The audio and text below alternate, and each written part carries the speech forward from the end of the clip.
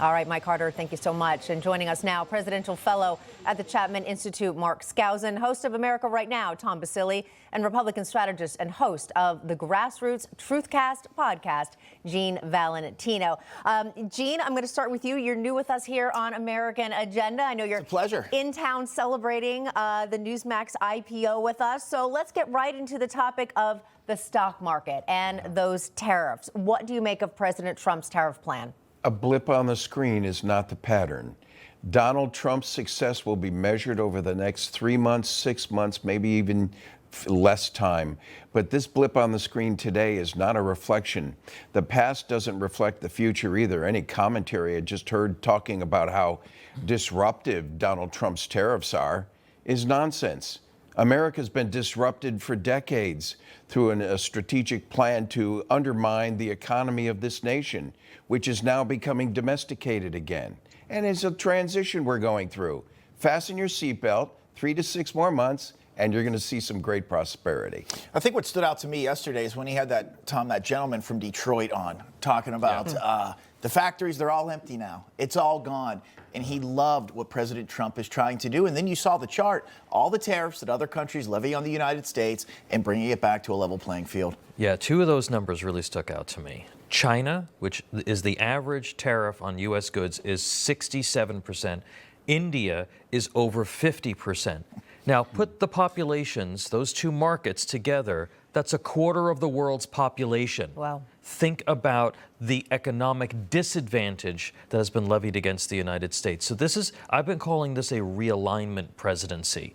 And he's doing that with foreign policy. He's doing that with domestic spending and domestic policy. This is a realignment of our economic policy globally. It's going to take some time.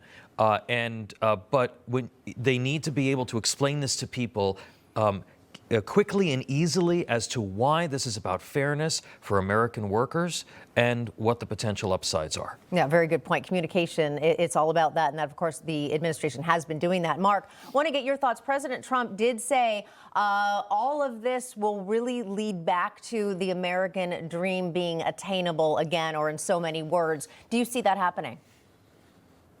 No, absolutely not. And in fact, I think the president is delusional.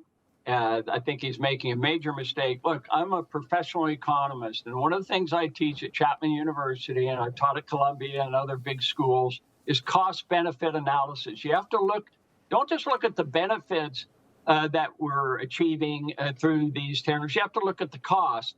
The rise in the cost to consumers. You're not going to see cheap clothing and toys and sports, and even automobiles are going to increase dramatically in price. So what is the cost?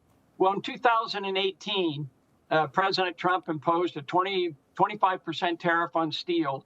It created 1,000 jobs in the United States, but it also lost 75,000 jobs. Why? Because steel is an import, and that raises the cost and causes trouble. You have to remember the automobile industry has 30,000 different parts. You know how much comes from outside the United States in imports? 40%.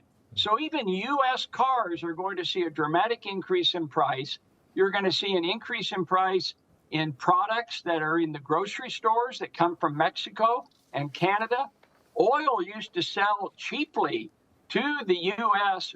Oil price at a discount, and now the price is going higher. There's a lot of problems with this, and you can't just look at the benefits. You have to look at the cost, and on net basis, it's a real negative.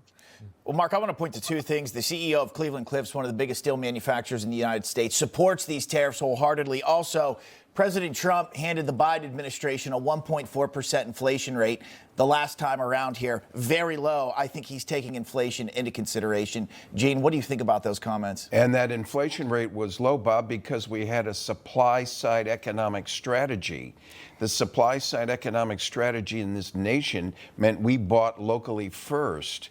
We were held hostage through this transition of outsourcing to outside vendors outside the nation, which put us in the predicament we're in. I wouldn't be whining about a temporary 2 months or 3 months in transition. The government has a responsibility to look for the long-term gain and protection of this nation, and that's what Donald Trump's thinking about.